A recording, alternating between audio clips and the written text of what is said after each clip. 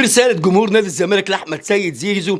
إذا أنت معانا مقدرينك، إذا أنت مش معانا مش عاوزينك. في الفكرة إحنا جمهور نادي الزمالك ما بيقفش على حد، والعيب على مجلس الإدارة اللي ضيع الملايين. كان 8 مليون و10 مليون مطلوبين في زيزو، لا منك جددت له ولا منك بعت ولا منك اتصرفت معاه. خليت أبو أحمد سيد زيزو بكرشه يلعب بيكو وبمجلس حسين لبيب الكورة، وفي الآخر أحمد سيد زيزو سواء حتى جدد مع نادي الزمالك أو ما جددش أنا عايز أخلص. والله لو راح الأهلي في 60,000 داهية، إذا موجود خلاص بس المبالغ انت هتخرب غرفه الملابس. فزيزو يروح هناك لان غرفه ملابس النادي الاهلي خربانه، فخليه يروح هناك يزيدهم. لكن احنا مش عايزين. اذا احمد سيد زيزو مكمل على العين والراس، بس بالمبالغ اللي تليق